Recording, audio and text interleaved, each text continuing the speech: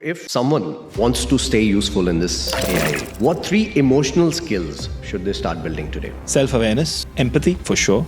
It's an emotional skill which I don't think AI will be able to mimic easily. And self-reflection. Since time immemorial, our brain is wired to think more negative than positives. I have someone with me who's very, very special. He's given us a lot of leaders.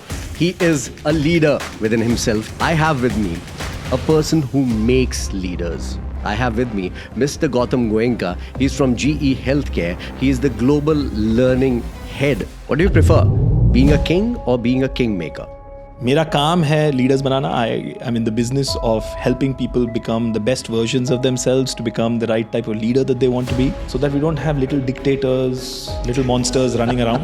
मेरे classroom में 25 लड़के लड़कियाँ आती हैं. So 25 में से कितने बनते हैं? On an average, if I track, बनते हैं 15 से 20 बन जाएंगे. Sachin Tendulkar, when he was not the captain, did captains who were much younger than them, who were born after he started playing, still come up and ask for his advice? Absolutely, they do. He didn't have positional power. He had respect. Gen Z, people from the Gen Z are going to be the next set of leaders, right? They already are. They already are. Where are people like these going? I don't know. I don't know where people like this are going. But I think we are losing some of our ability to think for ourselves. So how do you guide someone who's ambitious but emotionally not there?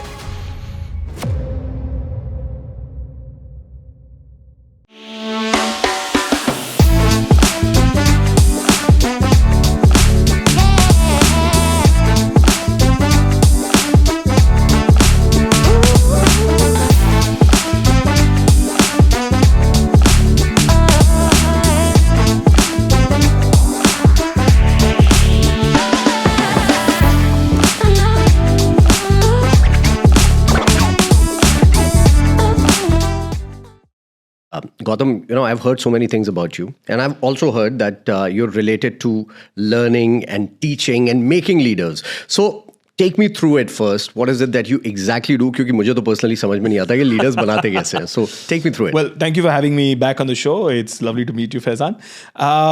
Learning and development. So I am the global learning leader for GE Healthcare. मेरा काम है leaders banana. I'm in the business of helping people become the best versions of themselves to become the right type of leader that they want to be, so that we don't have little dictators, little monsters running around. Hopefully, I can help a little bit with that. How do we make leaders? I think leaders can come out of both ways. We heard that saying, leaders are born, leaders are made. I think leaders can be born as well. People have inherent leadership qualities, and some people are born with it. But if you don't have it, don't worry, it can be developed over time. And it's developed through a series of conversations, coaching, one-to-one, sometimes in a group format, learning, going out there and doing, failing, and then succeeding. Failing, very important point. We'll touch upon that. But you said leaders are born, leaders are made also. What is more difficult? To train leaders who actually have it in them, or train leaders who are blank and, that they are eager to learn more? How's it? I think it's an equal amount, right? I think training people who already have a skill in them, that's pretty good. Depends on their ego level. Yeah. Are they willing to learn or not? So I think anybody who's willing to learn, to your second point, is always a great student. You want to have students in your class who are eager to learn, who want to learn, who acknowledge they are not there yet. They're on a journey. And it's a journey that will never reach the end. Till the day we pass away, that journey will keep going. Agreed. We'll keep learning till the last day. And those are always fun to teach because they're always willing to learn. And in the process, you are learning. So with every person that I sit with every person that I train, that every person that comes through my classroom, or every conversation I have, much like this one, you end up learning. So I end up learning. Okay, so for example, a person who has it in them, right? You know that they have the talent. But sometimes the kahavat goes, Khuda jab husn deta hai, nazakat aayi jati hai, right? So how's it? I want to know, is it easier to mold a person who comes with a blank slate? Or is it easier to make leaders of someone who actually has it in them?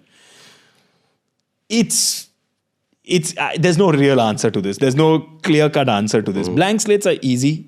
Again, वो बोलते हैं ना कि आप तो हथौड़ा मार लोगे, आप तो शेप कर लोगे, पर उसको शेप होना है कि नहीं. It depends on that. Do they want to learn?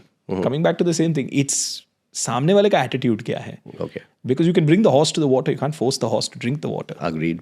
Acha, what is, again, easier? Being the king or being the kingmaker? Because I'll tell you why am I asking this. Because I personally feel that you're one person, you're a global leader who makes leaders, right? So you're sort of a kingmaker for me. What do you prefer? Being a king or being a kingmaker?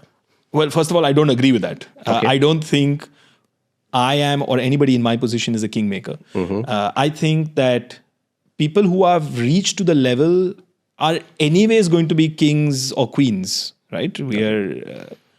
They've done the work that they needed to do. They put in the hard work. I think what I do and people like me do is help you understand that when you are in that position or when you are about to reach that position, how you should be. How should you be treating other people? How should you be leading? How should you come across as a leader? Do you understand how you come across as a leader? First of all, एक आईना होता है. There's a mirror that we show. That do you understand how you're coming across? And as you do in the mirror, this morning when you and I got up, we got ready, we looked in the mirror. If we liked something, we kept it the same. If we didn't like something, we changed it. So do I like the way I'm looking? Do I like the way I'm coming across? Is this who I want to be? And if not, what do I do to change it? So the question of being a kingmaker does not come in. Okay. And the question of being a king, why not? Who doesn't like being a king or a queen? I think that's always great. But I don't think I'm in the business of making kings. I do think I'm in the business of helping kings and queens, or those who are about to become kings and queens in their own kingdom, in their own right, become a better king or a better queen. Oh, that's an awesome answer. Thank you. Yeah, you've changed my perspective on this though. Okay, so people you train eventually become leaders and train other people, right? Sometimes is there a lot of pressure on you कि यार ये मैं सही भी सिखा रहा हूँ या नहीं सिखा रहा हूँ, या self doubt कभी होता है? Because the more the responsibility, and let's talk about it, CEOs of the world, they have a lot more responsibility than people like me, say for Correct. example, right? I'm responsible for my own show, but they are responsible for everyone's performance. Correct. Right? So self-doubt as a CEO, because you yourself are a leader and you train leaders, वो self-doubt आता है कभी कि यार ये मैं सही भी कर रहा हूँ या नहीं? I think self-doubt is a natural part of leadership and it should come in. Okay. If that self-doubt takes over and comes into the driver's seat and stays there, that's a problem. I think some amount of self-doubt is always good. It keeps you humble. It keeps you close to the ground. Questioning whether I am doing right or wrong and questioning yourself, not at every point, not all the time. It's a good thing to question yourself. Okay. हम खुदा नहीं हैं. We are not always right, but we're not always wrong either. So somewhere in the middle, a nice balance is always good. A little bit of balance.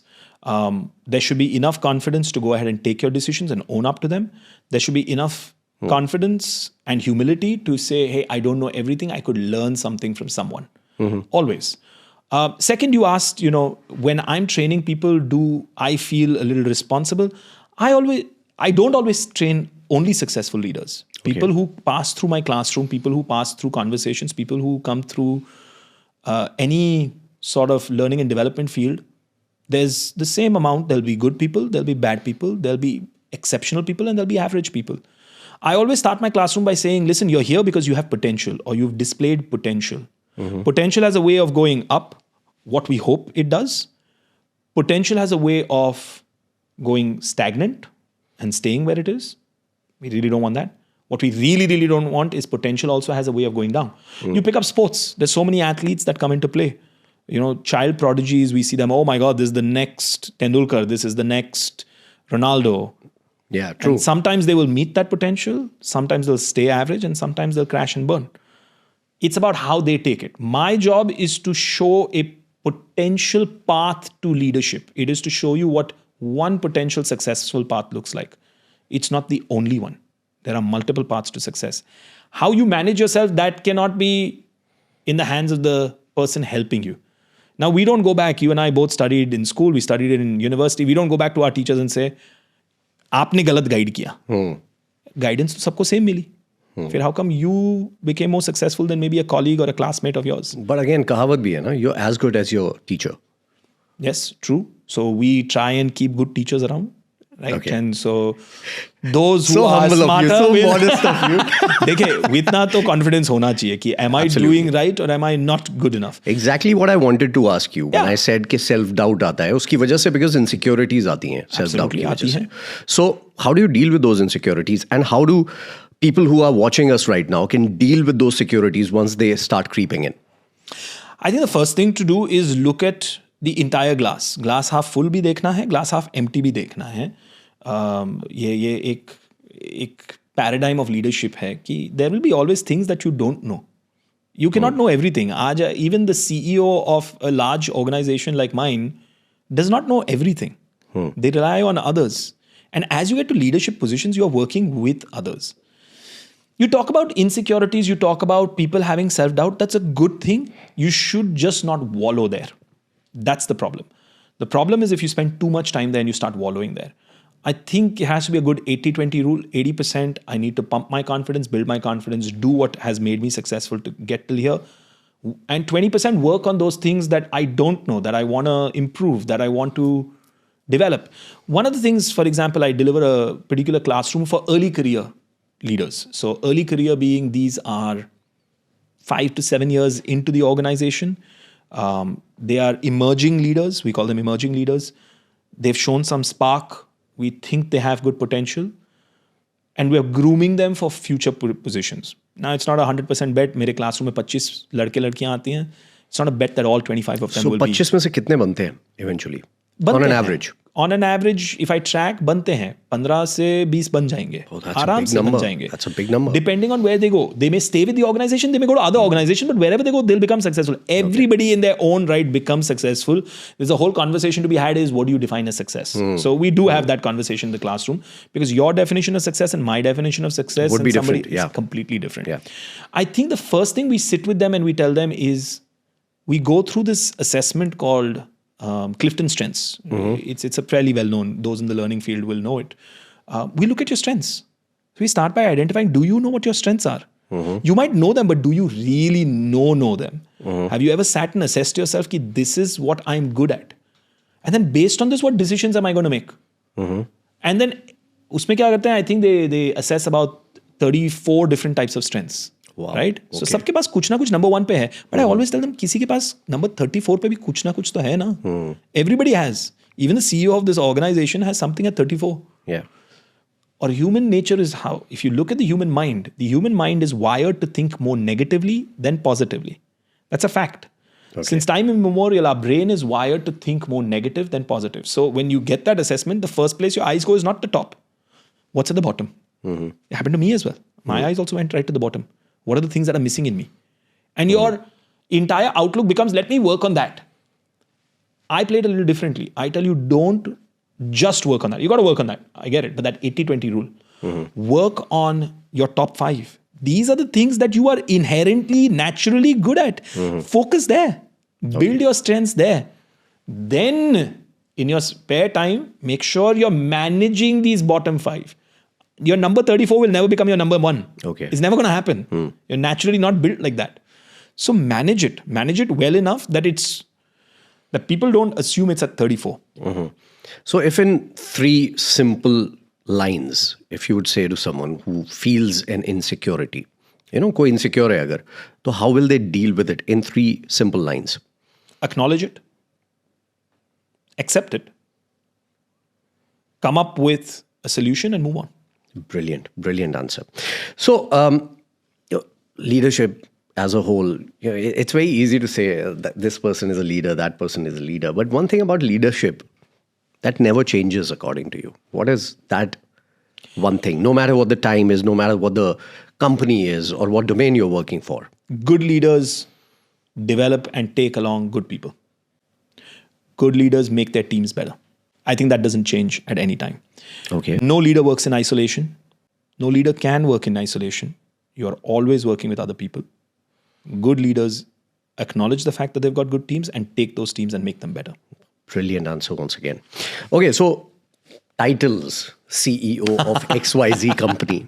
Does title makes leaders? Because a responsibility comes with a title, right? Does that make a leader? No, it doesn't. And this is again one of the myths about leadership that we try to bust. people try to think that when I get the title, when I get the authority, I am a leader. Positional power के साथ तो एक बच्चा भी lead कर सकता है. Positional power मुझे बना दिया head boy, मुझे बना दिया monitor classroom का. करिए काम, वरना मैं टीचर को बता दूंगा. ये तो कोई बच्चा भी कर सकता है. तो क्या बड़ी बात कर रहे हैं आप? It is tougher to lead when you don't have a title. It is tougher to be a better leader when you don't have positional power, but you have influential power. Okay. You have power because people respect you. You have power because people believe in you, not because you have positional power. But on the flip side, won't they question your authority in that case? No, people will follow. Okay. People will follow good leaders whether they have positional power or not. Sachin Tendulkar, when he was not the captain, did captains who are much younger than them, who were born after he started playing, still come up and ask for his advice? Absolutely, they do. But he didn't have positional power. He had respect. He had earned that respect because people saw what he's capable of, knew what he's capable of. So, absolutely, we follow leaders because we believe in them. Since you have given this example, who would you consider to be a better leader? Sachin Tendulkar, MS Dhoni, or Virat Kohli? I think all three of them lead in different ways. Like I said, there's no one path to leadership. Each of them has a different style of leadership, and each of those is acceptable. Each of them worked in the era that they needed to work. So that's also important. What does the world need today? So in that context, what did Indian cricket need at that time? What was the kind of leader we needed? You're forgetting another wonderful leader in Saurav Ganguly. Yeah. What was the kind of leader we needed at that time? So there's a season for a leader. There's a season for a certain type of leader to be bold, to be out there. And then there are times when you have to be a different kind of leader. And so what does the world demand of you right now? What does your industry demand of you? What does your environment demand of you? What do the people need today? So there's no set mantra to that, right? There's no set mantra. It's a little bit of right leader for the right role at this time. We talk about Indian cricket, it's big. And if you use cricket analogy, let's look at some other countries and let's look at other captains who were the right kind of captains for the time they came in. Graham Smith, when he became the captain of South Africa, he was couple 23 years old. Couple of test matches in. I think in his 8th match or this 9th match, he was made the captain and he stayed a captain. That was what South African cricket needed at that time. He became the longest reigning captain in South Africa. Yeah. Absolutely. Right. If you look at even a smaller team like Zimbabwe, when Tetenda Taibu became captain, very young man. But that was the kind of leader they needed at that time. What is the kind of leader you need at that time? That's what we have to look at. Yeah, for example, another name, Stephen Fleming, was absolutely the right kind of leader for the longest time for New Zealand. Okay, moving on from this. You said, it's very important to identify what is there in you. You need to reflect it yourself. And as a trainer, I'm sure you were doing the same for them. Okay, Gautam, what are the qualities or raw material required for someone to eventually become a leader? I think a sense of humility has to be there. That's first and foremost, that I can look at myself. I can see how beautiful I am, and I can see all the warts and moles as well. So let's put it that way. मुझे मेरी strengths भी समझ में आ रही है, but I understand I am not a perfect human being. I have my weaknesses, and I can agree to them. And I'm completely confident in that humility. That's one. I think leaders in general, whether, this whole question of introvert, extrovert comes up, but I think leaders need to be able to communicate well. Okay. That's an evergreen skill. That doesn't go away. So the ability to communicate, make things simpler, make things easier for people to understand. They're bombarded with a lot of information. As you go to the top, and especially if you're in those C-suite roles that you talked about, you get a lot. There's a lot of variables. Can you simplify that and explain that to your team? Can you simplify and explain it to the market? Can you simplify and explain it? Can you communicate, your ability to communicate? I think that is another critical skill that leaders need. And I think the third thing that leaders need is they need the ability to have at least some sort of a vision. I think that's always important. You've come into a role, or you're about to come into a role. Can you see where this could go? Can you show people a vision that people are willing to follow? A positive vision of the future.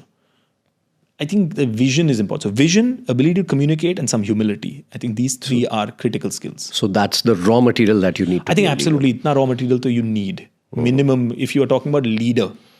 So you've talked about humility, and, so basically humility is a very small part of being emotional, right? And that is one very important part of a leader, as per me, from the generation that I've grown up with. Emotional intelligence. Yeah. And a lot of people would say emotions don't belong in a boardroom. What's your take on that? Absolute BS. What bullshit. I'm sorry. Okay. Come on. You're a human being. You feel emotion. You're not a robot. We're not AI yet. So as a human being, you feel emotion. Some people express it, some people show it, some people don't, but everybody experiences it. How important is it to hide that emotion sometimes? I don't think you need to hide it. I think you need to manage it well. Okay. I don't think it needs to be hidden. Again, nobody expects you to be a robot or a android. You have emotions. You need to show emotions, but you need to show the right amount of emotions in the right place. I think that's there. Old times thinking was IQ versus EQ, right? My IQ had to be high. How smart am I? Yeah. You and I have grown up in a generation where how many marks you got was really, really important. So true. Yeah. A lot of pain inside me. When it comes to this, yeah. I was never a topper of a student. I was never a great student. Yeah. But how smart are you? Emotionally smart are you? I was very. And that's Still am. That's the winning quality. The early part of my career went in recruitment. So I was a recruiter for some of the biggest organizations, Procter & Gamble, Shell, Baker Hughes, GE. These are companies that I've recruited for. At no point have I said, can I see your mark sheet? How many marks did you get in college? How many marks? Never? Never. So if I come to you for a job, what is it that you look in me? There's a bare minimum. So it can't also be the other extreme that... क्या failure हो तुम? वो नहीं चलेगा. जो typical terms में failure कहा जाता है. Last night I was having a conversation with a father who was telling me that his son got certain grades in grade 10. Very good grades. His son got an 83. And he was very proud of the fact. His son felt, no, I've not done too well. I said to him, I never even got close to 83 in both my 10th and my 12th. Your son's done so well. And he said, I think so, but the pressure of grades. And I said, please tell him from somebody who recruits and hires for company. That's great. He's crossed the threshold to deserve an interview. What he does in that interview, how he performs in the job, that's what will take him forward. Right? And so this, I understand and I get where this entire rat race of getting grades is coming from. Nobody in the company is asking you what your grades were. And if somebody has run away from that company very fast. Run away very quickly. Those are red flags. It's very important to reinforce that. Yeah. Because everyone still believes, unfortunately, we've come a long way, but they still believe that it is the number of marks that shape you. There are a lot of people like that. I think back where you and I come from. Yeah. Hamare country mein, yes. And also, but if you go outside, people are not thinking that. But also, CBSE results have just come out a few months back, right? And, there were people on my show when I was talking about it on the radio. They were like, hey, better luck next time. And, is baar acha karenge. We'll try to do. Those are the kind of things that people are still talking about. Yeah, because there is this artificial pressure that is built up by society, by parents, by school, and the individual themselves. All four play a role in this. And an artificial sense of pressure of I need to get a certain grade becomes important. What's the end goal? The goal of your school is to get you into a decent college, right? The goal of your college is to get you placed somewhere. So let's understand what the goal is. Certain grades will get you into certain types of colleges. Now, if your goal and vision is I want to be in number one, I want to go to Harvard, I want to go to IIT, Stanford, Yale. Okay, then yes, you need to. But everybody is not going there and everybody is not aiming for that. So understand what your goal is and play towards your goal, yaar. When you get into those universities, understand what gets you an interview. An interview is not gotten... The job, people work on their resumes. Oh my God, this will get me the job. The resume won't get you the job. The resume will get you the interview. The interview will get you the job. Yeah. But people forget that. They're like, no, if my resume looks great, that's how I'll get a job. No. You go into an interview and you say the wrong things. That resume is useless. So we have to understand what the end goal is. We've lost sight of that. And then it's, what's called in the West, keeping up with the Joneses. We have a lot of that. Log kya kahenge?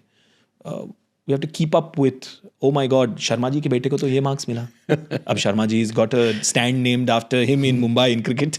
Again, coming back to, so keeping up with that, what will you do?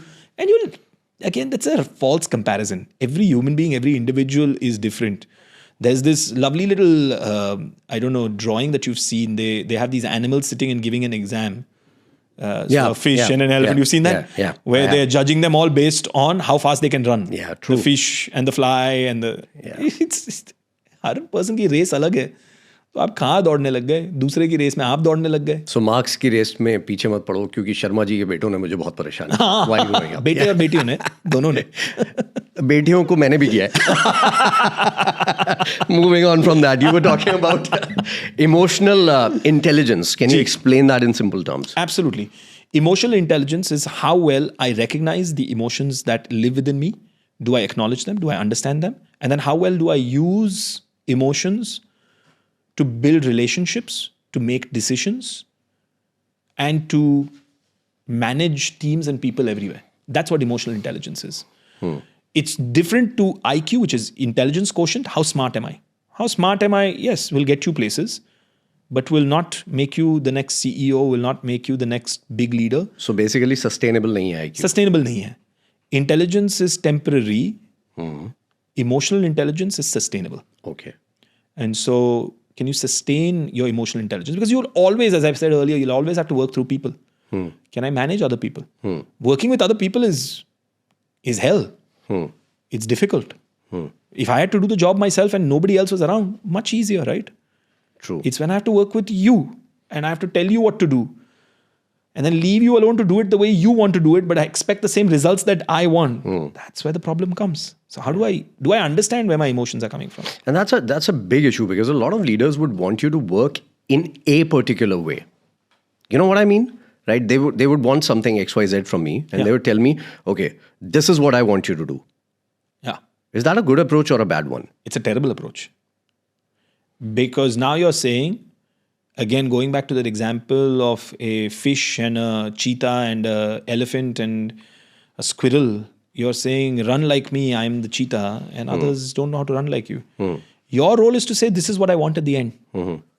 Get to it how you'll get to it. If you don't know or you don't know how to go about it, I'm happy to help you understand how I went about it. That's one of the ways. But that's not the only way. And the problem is leaders will say, no, do it like I do. And they're not good leaders. I've worked for them, you've worked for them, we've worked for bad leaders who will come and micromanage you, tell you how to do your job. Then why did you hire me? Yeah. Should have hired a drone who just does what you're told to do. If you want what I can bring to the table, I may do it in a certain different way. And it's just a matter of understanding what that certain different way is. And agreeing, and that's why I say humility comes into play.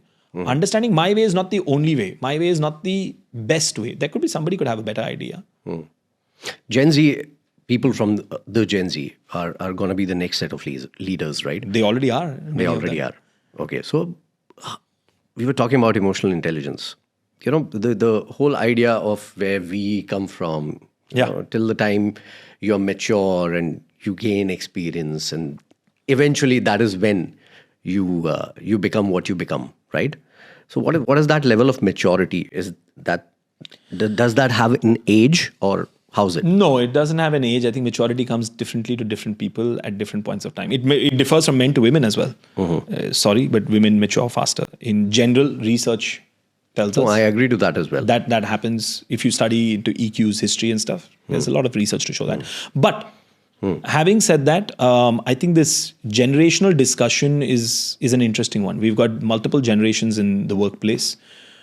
Gen Z, it's early days, but what we are seeing of them is there is a sense of wanting more gratification early on. There is a sense of wanting more say, wanting more opportunity, ability to actually do something in the workplace, make an impact early, quickly. Might not be coupled with what we in our generation might see or those in earlier generations might see, might not be coupled with experience or time. And that's why some of the clashes. So do you think, are they more stressed, 20-year-old? Oh, absolutely. More pressure. I mean, look at the generation we live in. What pressure you and I didn't have. They're living in a generation where social media is absolutely in their face, right? I mean, our podcast is on a social media platform. Absolutely, yeah. They are constantly living up to an ideal or an expectation that is somewhere out there.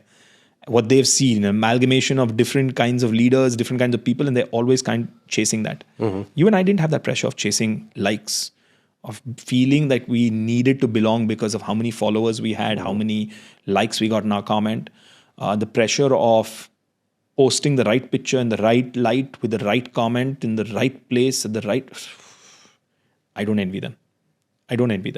So there is definitely inherent pressure on them. They look around and they see peers who've got 200,000 followers and they're like, what have I done wrong? Yeah. They see somebody else who's got 20 followers and they start to see real world impacts of that. There is a real world impact of that. Some people are getting success very early on without having put in too much. Others, despite struggles, are not being able to get it. So there is definitely pressure on them. So I do feel for them. I've heard 24-year-olds saying that they've burnt out. Yes. Does that actually happen, or are they, feeling the pressure from all this that we've just discussed? I don't deny that they're not burnt out. Okay. I think I'm of the view, yes, absolutely, they can be burnt out. How much of that is self-created? How much of that has come through the pressures of the environment that they're in? That remains debatable. But I don't deny the fact that they're not burnt out. I think each generation feels that the next generation is not as tough as they were. We feel we Gen can do Zs, a whole podcast on that. Yeah, no? we might feel like Gen Zs are not tough enough. Yeah. Our parents probably feel we aren't tough enough. Their parents felt they were not tough enough. So each generation feels the next one is not tough enough. But let's give them some credit. Everybody's tough. The environment they're growing up in is very different than the environment we grew up in. As was the environment for our parents. Are they as street smart as we were while growing up? I think they are street smart in their own right. I think they are street smart in their own right, where they need to be. There are so many things my kids pick up which I would have not picked up.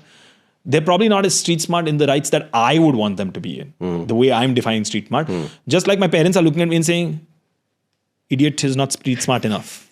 I lead an entire organization's learning wing, but I'm not smart enough.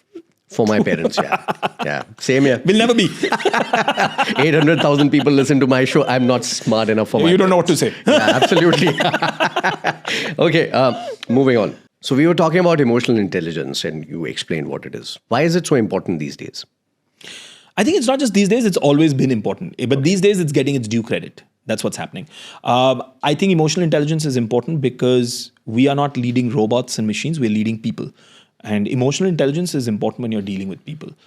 You've got to be, they say you've got to be people smart, not just book smart. And that's what emotional intelligence is. Are you people smart?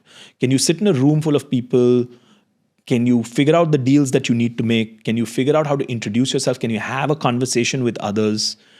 Are you comfortable around people? Can you lead them in a direction? Do you know what to say, what not to say? What's the appropriate thing to go about? I think that's what emotional intelligence is.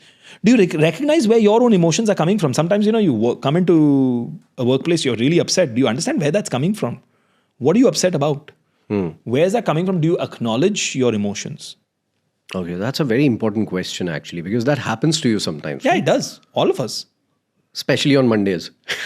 Mondays, Sundays, you're not... I always say you don't switch off and switch on. People say, I switch off when I go home, I switch on. No, you don't. Yeah. Work comes to home and home goes to work. It happens. It naturally happens. It's always happened since time immemorial. It's not like it's something new. It's always happened. If something bad happens at work, you don't go home and say, boom, switch off. No, I won't. It comes with you to home to some extent. Some people are better at controlling it than others. Similarly, if something bad has happened at home, it comes with you to work. And so leaders have to be smart enough to understand. I was leading a team of 12 over a decade ago.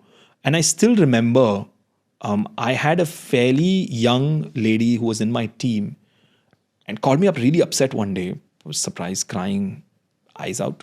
Understood from her that she was upset because she had challenges with her boyfriend, which was starting to... And again, it was easy enough for me as a leader to turn around and say, with authority, positional authority, to say, listen, none of our business. This isn't work time. Please do this on your own time. Get lost. And many leaders do that. Wrong. If you handle it with empathy, and again, I'm not advocating get into a personal life because that's the second thing. Can you talk to my boyfriend? Can you talk to... I'm also not telling you to become a relationship advisor. I'm telling you to understand that that individual's going through a hard time. That you can give them a little bit of space for half a day, for a day, max 2 days, to allow them to deal with their troubles. You don't have to hey, time is money right now. If you're not making me money, what are you doing here? And that's how I dealt with her.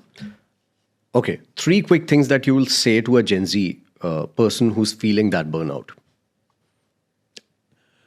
Find out why you're feeling that burnout. Understand why you're feeling that burnout. Where is it coming from? Understand what parts of that burnout you're liking or what parts you're not liking. So what's contributing to? When I say burnout, you don't like the burnout, but there are events and activities you've done that have led to burnout. So which of those did I enjoy? Which of those I didn't enjoy? And then take corrective action, right? Review and take corrective action. What will you do to not be in this boat again? Mm-hmm.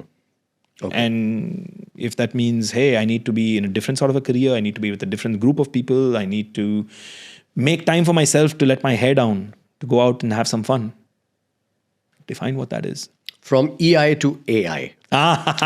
So that's one thing that everyone is scared about. Jobs ja rahi hain logon ki, and that's a fact. It's not. Nobody is making it up. AI is taking a lot of jobs. So as much as AI is providing us, it's taking from us as well. What's your take on this? I think it's absolutely right. Listen, AI is taking jobs and will take jobs, but what kind of jobs? And we're not talking about the fact that jobs that AI is creating. Mm-hmm. So we're not talking about that. I think with any new massive innovation, with any new massive change, there is bound to be a perceived threat. Remember, I said the human mind is more wired to think negatively. But we're not seeing the opportunity in it. When the internet came, people were afraid with the internet. Oh my God, there goes everything. The entire trading business will shut down because now you got the internet. What's the use of middle people? Middlemen are not required. There's no traders required.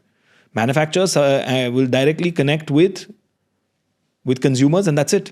You don't need any trading and distribution companies. Did that happen? No. Similar with AI. Certain jobs will go away. Absolutely. Will be streamlined. Certain will not. We need to understand what's going away, but more than that, we need to understand what opportunities are being created, and we need to upskill ourselves to reach those opportunities. Does that mean I have to go do a coding class today? Because that's the other big fad. Let's run. Everybody do coding. Yeah. No. How do I prompt better? How do I use AI as a friend? I always say, make AI your little brother or little sister. Make them your friend. If you're going to be afraid of them, yes, they will be smarter than you. Absolutely, they're going to be smarter than you. But how do you make them your friend? How do you use them for your own benefit? Don't need to be afraid of it. You just need to understand it enough to work with it. So let me target this question to you. Do you think AI is going to take your job ever? Yes, it could. It could take elements of my job. Okay. It could take elements of my job. For example? Absolutely. Design of a training course. And I'm using AI right now for design of training course. Why not? We had instructional designers and I'm an instructional designer to a certain extent. I understand, I sit down, I understand with my client what's required and I put together a course. AI can do that in 4 minutes, what I was taking maybe 3-4 weeks to do. Wow. They can go scrape the internet, find out what the best points are. They will take parts of the job, but they will not take other parts of the job. The human connection, sitting down, understanding what a leader is going through, this whole emotional intelligence that we talked about earlier. That's going to be more difficult. I'm not saying that also eventually won't happen, but it'll be a little more difficult. So specifically emotional development, counseling. Emotional development, people, anything that requires the human side of human resources, that'll be required. So that is the only thing that you think AI can never replace? Never say never. Okay. We live in a very progressive world, so never say never. At the moment, not yet. Maybe not for another decade, but hey, I could be wrong. I don't know what everything and everyone is working on. Are we actually overhyping AI? Do you think so? Ever? I don't think it's overhype. I think it's getting its natural hype. It deserves what it's getting right now, and we should be smart enough. Another thing that the other day I was talking to people about on my radio show, AI and how do you use ChatGPT, say, for example. Yeah. And there was this person who came on my show and she said that she asks every single question to AI all the time. For example, if her boyfriend is not calling her, she would go to ChatGPT and she would type in, why is my boyfriend not calling me? And the ChatGPT would console her and this would give her confidence. Where are people like these going? I don't know. I don't know where people like this are going. But I think we are losing some of our ability to think for ourselves. Back in older times, if you had to meet a partner, if you had to go out looking for a partner, you were ready to get on the scene, You had to physically go down to a place where you could meet somebody and say hello. Yeah. We came to the generation of swipe left, swipe right. Put your profile picture up. You don't have to say hello. Just swipe left, swipe right, and we'll make you match. And then you go and say hello. And we've gotten to this generation now of how do I say hello? So absolutely, there is something we're losing. But I don't think everybody's losing it. I think some things will still stay, and people will do what they have to do. So no comment on the individual lady who's doing it. I wouldn't do it, and I wouldn't recommend it. There are things that intuitively as a human being you want to feel and do yourself. Okay. Will AI ever be able to understand the human instinct that we were talking about? I think it's getting smarter. I think it will understand a lot more than what we give it credit for. So given the exponential growth and the way it's developing, for example, this lady that you mentioned earlier, over the interactions, it's learning. Much like a little child, it's learning her personality. It can almost predict what she's about to do. Because human beings are predictable creatures, let's be honest. If we study human beings for long enough, we can predict. We're creatures of habit. We like to do the things over and over again. And so there are ways of predicting. So again, I will give it the credit that it can eventually predict and tell you what it's going to do. Is that a terrible thing? Not in all areas. Some things you don't want to be as predictable, but hey, it can do it. That's what scares me. Yeah, to some extent that scares me as well, but you and I are not the generation for it. Thank you for calling me old. You and I said. So, I absolutely listen. It's not for us to... It's natural for us to feel the way we're feeling. Okay. I don't think it's unnatural. All right. Okay, so if someone wants to stay useful in this AI age, what 3 emotional skills should they start building today? Self-awareness, definitely. Empathy, for sure. It's an emotional skill which I don't think AI will be able to mimic easily. And self-reflection. The ability to look inward. So as you were saying, you and I need to have these 3 absolutely. things to not be scared of AI. I won't say not to be scared. I think you'll still be scared, but you'll be able to... You know me so well. You'll be able to manage yourself. You'll be able to do fine. Listen, you'll be fine. You'll be fine. Everything... We call this condition catastrophizing. We catastrophize. Oh my God, this little thing happened. Oh, the world is about to end. Yeah. So this condition has a word. It's called catastrophizing. We catastrophize. Everything is the end of the world. Everything word भी ऐसा रखा है, उसको बोलना भी बहुत मुश्किल है. But everything is not the end of things. Yeah. It's not the end of the world. When you're in it, you feel like my world is ending.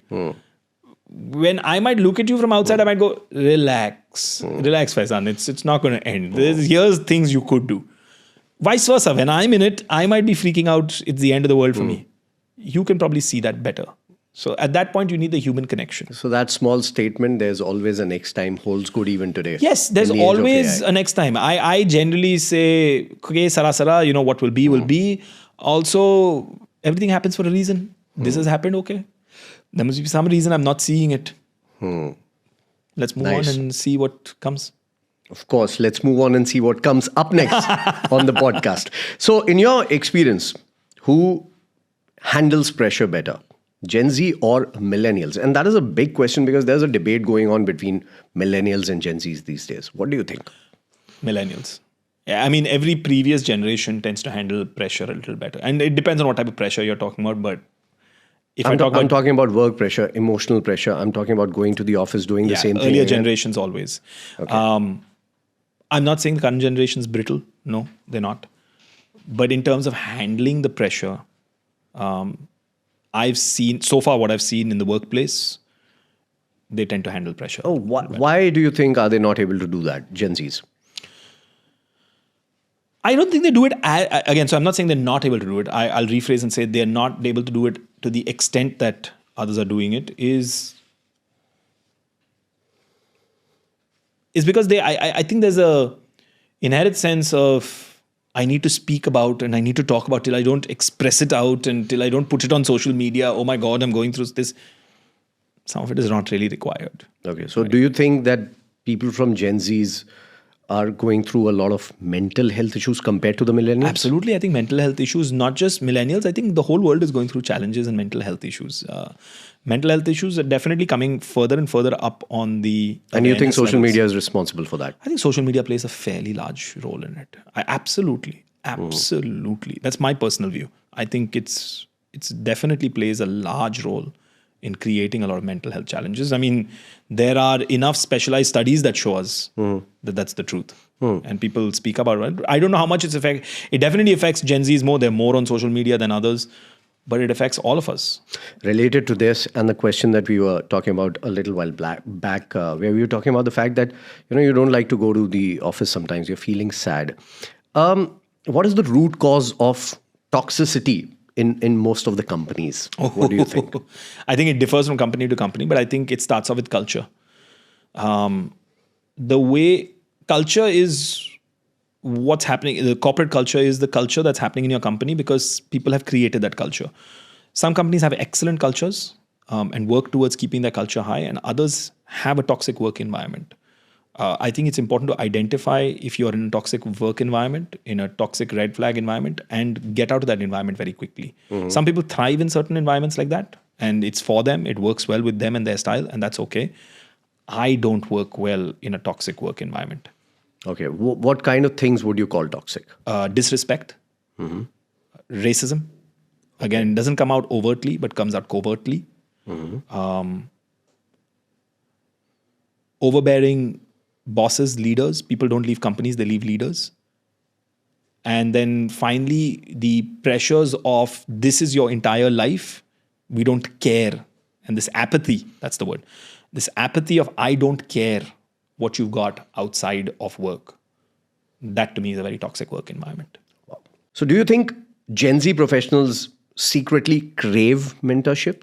Although they might show, okay, arey, hame sab aata hai, but do they? No, I don't think they secretly crave mentorship. I think mentorship is something that everybody craves. I've seen it with experienced working professionals, those who are in their 50s, late 50s, 60s, they crave mentorship.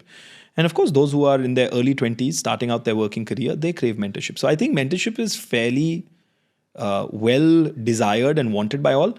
Some people express it better, others don't express it as well. So it doesn't relate to age, basically. I don't think it relates to age. At least I've not seen any evidence for it to relate to age. So how do you guide someone who's ambitious but emotionally not there? I think they have to first come to you. You can't guide someone who doesn't want to be guided. So that first rule still holds in learning. If somebody wants to learn, you can teach them. If somebody doesn't want to learn, you can't teach them. And so if they want to be guided, then you can start to hold up a mirror. You can start to show them how they're coming across. And there's multiple ways of doing that. There's insights, there's talking to peers, there's talking to direct reports, there's talking to bosses, and you start holding up a mirror and they start seeing, hopefully they start seeing. See, again, what you and I see in the mirror is also very different. Yeah, true. When we stand in the morning in front of that mirror, what you and I see is very different. Yeah, I always find myself handsome. I don't look for flaws. Exactly, I don't look for flaws. And then sometimes when I look at myself, like I'm going to look at myself in this podcast, I might go, what am I doing? What am I wearing? Absolutely. How was I sitting? What was I sitting? Exactly. And that helps. Your next podcast is going to be better in that case, right? Maybe I will do that all over again. Knowing you are a great leader. No, but looking in that mirror is so important, right? Absolutely. And so we can hold up the mirror, but what they see and what they choose to see or not see is completely in their hand. Look, learning is a field where it's very much dependent on you. So basically, you need to know your capability and you need to know your weaknesses also. And not spend more time in that second area. Weakness one. Yeah. Try to work upon your weakness more or try to work upon your strength more. Which one would you pick? Strengths. Absolutely strengths. Positive, right? Let's talk positive. I told you the human brain is wired to be negative. Let's keep it positive. Work on your strengths. You're good at things. There are things you're really good at. Figure out what they are and then work on them. That's why you'll be a superstar. You won't become a superstar by becoming average, right? So you work on your weaknesses, bring it up to average, and then you're saying, okay, this is now average level skill. Great. Why am I not getting the success? Because you're not great at anything. Absolutely. But if you had worked at what you were already good at, you could have taken it to great. This question I wanted to ask you for a long time. What emotional red flags do you look for in terms of when people say that they're okay, but clearly they are not? For example, there might be someone जिसकी वजह से काम सफर कर रहा होगा, say for example, and you go and ask them, what is the reason? Why is it happening? Oh, and yeah, they absolutely. won't give you an answer Thank to you. that, right? That helps. I think the skill over here is if I see the red flag for me is if I see people externalizing all the time. I think externalizing is a massive challenge. What does that mean? Externalizing is it's your fault, it's their fault. This happened, that's why this happened, that happened because it was not me. Nothing was me. It was all woe is me. Look, मेरे साथ क्या क्या हो रहा है. The world is against me, and that could be true to some extent. It could be true in one or two cases. It can't be true all the time. So when you come across people who externalize all their troubles and say this is because of the world, that is a massive red flag. Simple terms, playing a victim. Playing a victim mentality all the time. Once it could be, could be. Twice it could be. That's one. What is the other thing? So that's a massive red flag for me. Another red flag for me is how they talk about what's happened to them, right? It's how I describe what's happened to me. Do I describe it in a way that I think that there is a solution and I think there is a way to get out of this? Do I look at adversity from the light of this is an adversity at the moment, but I will be able to work this out. I will come out of this eventually in a positive way. Or do I look at adversity and say, this is the end of everything? I think that this is the end of everything is a red flag. Okay. Not so much a red flag, but it isn't a leader mentality. A leader mentality is, okay, I'm facing an issue now. Yes, it is stressful right now. And yes, I'm going through something that I didn't want to go through. I didn't expect to go through. But I believe I can get out of this. People tend to follow positive people more than negative people. So are you positive even in adversity? And it's not happy, crazy positive. That I know the ship is sinking, but I'm smiling and no.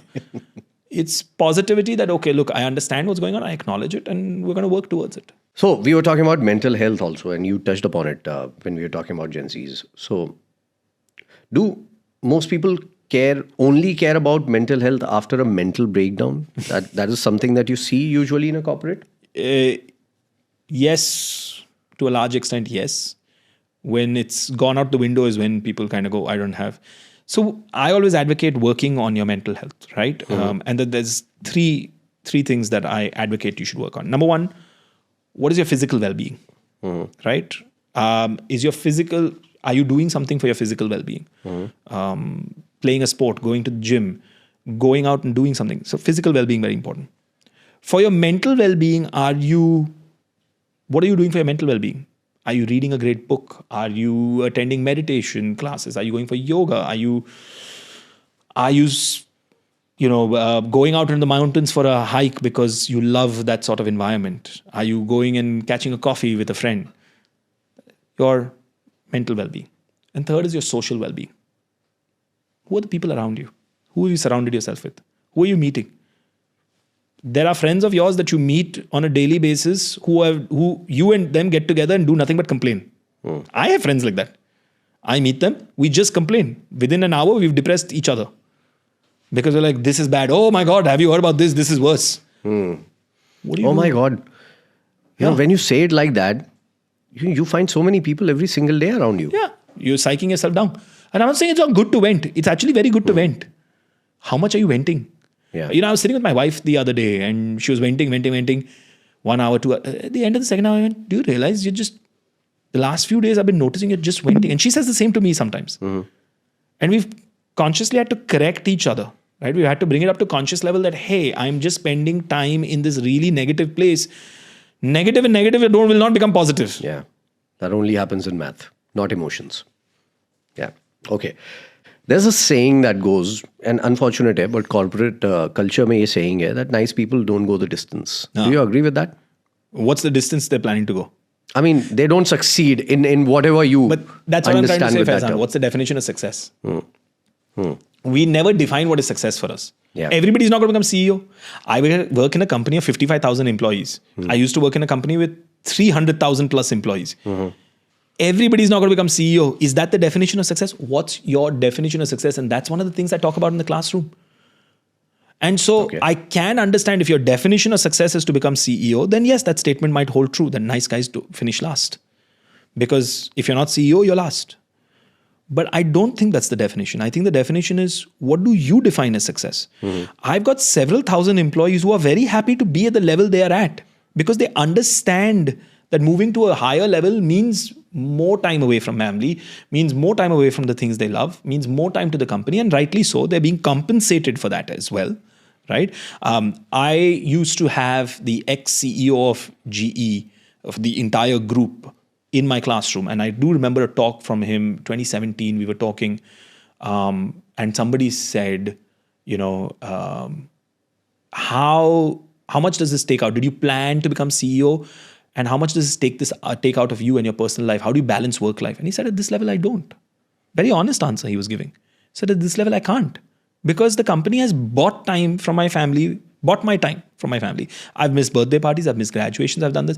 And he said, it's not that I've done that out of force. I've chosen to do that so that my family and the coming few generations will benefit from that. But that was a choice I made. So what's the choice you're making? What's the choice you're making? And then at certain levels, you can't afford to be too nice. At certain levels, but that's not every level. See, this is the problem. Other people will equate, that means I can't be nice from the first time I become a boss. Yeah. That's not the truth. At some point, you have to balance. That's why I say balance is important. There are certain points at work where there's no compromise. This has to be done by this time and deadline. Yeah. That point, I'm not going to compromise. I always give the example. If there's a fire in this room, I'm not going to sit and say, so Faizan, what do you think we should do? Yeah, true. What's your opinion? True. At that point, I'm going to say, Faizan, get up, out, follow You're the fire keep me exit. out of the road. Exactly. Get out, follow the fire exit. We get to safety. That's important. But in other times, every time is not a fire in this room. At that point, I can go, Faizan, what do you think? And so I should be that most of the time, because most of the time there's no fire in this room. So at that point, I should be... I have talked to a lot of leaders, who would say it's very difficult for them to let go of people. Yeah. What is it you say to someone who is about to lay off someone? I think we have to empathize and understand why that decision is being taken. Sometimes it's because of the individual. Many a times it's because the company is going in a different direction. We are restructuring. What's one thing that's true between all these situations is it's never easy. It's definitely not easy for the person hearing it, but don't misunderstand. It's not easy for the person who's actually letting go as well.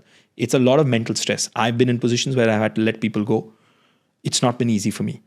I think how you manage yourself at that time, they can actually either leave with an extremely bad impression of you, or they can leave with a positive impression of you and still not like the situation. And that's okay. So basically, you can be nice and do it. You can be, when I say nice, you can be empathetic. Okay. Nice is not the right word. You can empathize and you can understand that this is a difficult situation for you. And no matter what I say, it's going to be a difficult situation for you. Okay. It's not going to become easy for you. But I can understand where you're going. How can I help? There was a point where a few years ago, our company was breaking up and my entire department was shut down. And I was told, thank you very much. Not just me, 190 people were told. I eventually got another role internally and I managed to stay. But when they came to tell me, when my boss came to tell me, a wonderful Turkish leader that I worked for, the empathy that she displayed, yes, I was very upset. Yes, I was extremely angry, but I left with nothing but love for her. We are still friends. She's still a great advisor, even though she's not at the same company. She herself was being let go. But she had to first lay off her team and then she knew that. But how she handled us emotionally, how she approached that conversation, like a loving parent saying, this is going to happen, but let's work through how it will happen. How can I help you within bounds and reasons? So to the earlier example of my direct report coming in saying, I have a challenge with my relationship, personal life. There are bounds and reasons within which I can make things happen without actually stepping into your personal life and doing things for you.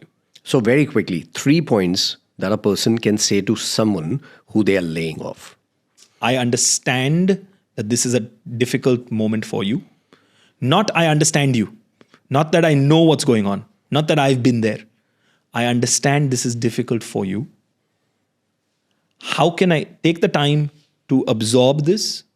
Take the time to understand it. My door and my phone remain open to you. Anytime you want to meet, I'm happy to meet to discuss. How can I help you within bounds and reasons of the role, but also as a personal friend outside of work. How can I help you? Okay. If you're talking about learning, we were talking about being nice. Have you ever had to unlearn to be nice? Yes, absolutely. And how do you do that? Yeah, I mean, listen, sometimes being too nice comes and proverbial bites you back in the ass.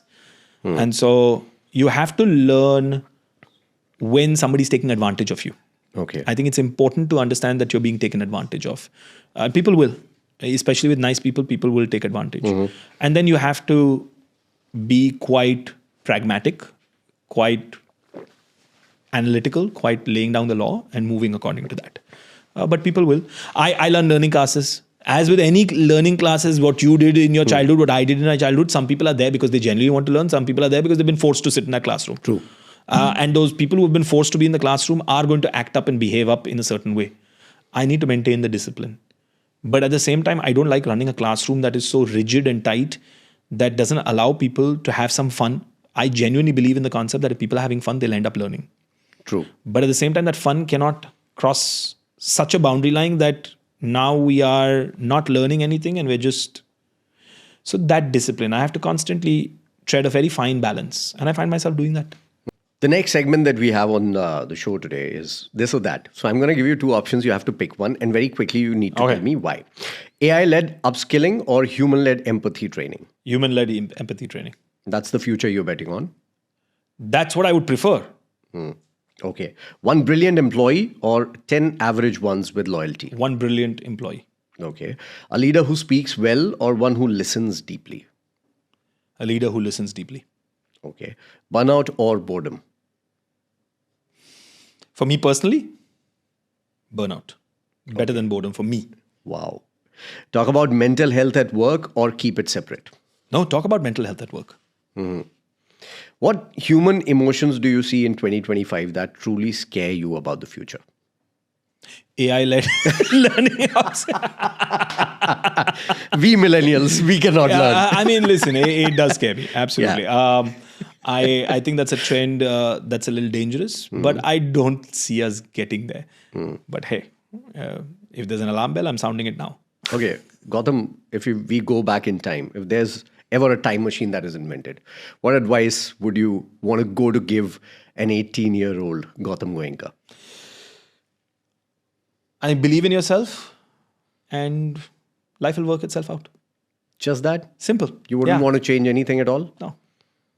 Why wish for something to change? I think things have gone very well. Perfection ko kaise change kare? Oh.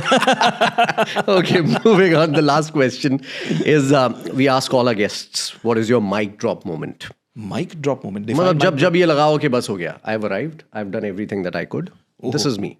That's it. I'm satisfied with everything that I've done in life. I have achieved everything that I wanted ever. I don't think I've achieved everything I've wanted. I don't think I'm completely satisfied in life. I don't think we should be in that position. But I definitely get a positive feeling of, yeah, I've done so much and I've liked what I've done. I've had that in the last few years, the recent few years. Every time I'm in front of a group of people, when I finish teaching class, when they come up and they tell me what sort of impact some of my trainings have had. Even better so when they come back months later, sometimes years later. So I entered a classroom and somebody walked up to me and said, 5 years ago, I was in a classroom with you. And man, did you make a difference in my life. And this happened. And that for me is pure ecstasy. Oh, great. Right? Great. It's amazing because you know you made a positive difference in somebody else's life. And they acknowledge that it was that moment that their life changed. For me, that's the pleasure that you get out of learning. I understand what you're saying, because even if one person on my show would come and tell me that I made them smile. Yes. I've done my job. That's the mic drop moment for me. That, exactly. Thank That's you how you're so defining much. mic drop. Yes, absolutely. So why don't you say the same thing to me? You've made such a... I've been smiling throughout this course. Thank you, Gautam. It was wonderful meeting you, knowing you, learning from you, unlearning from you. Absolutely. All right. Thank you so much, Gautam, for your time. It's lovely to have you here. Fantastic. Nice meeting you, Faizan. Same here.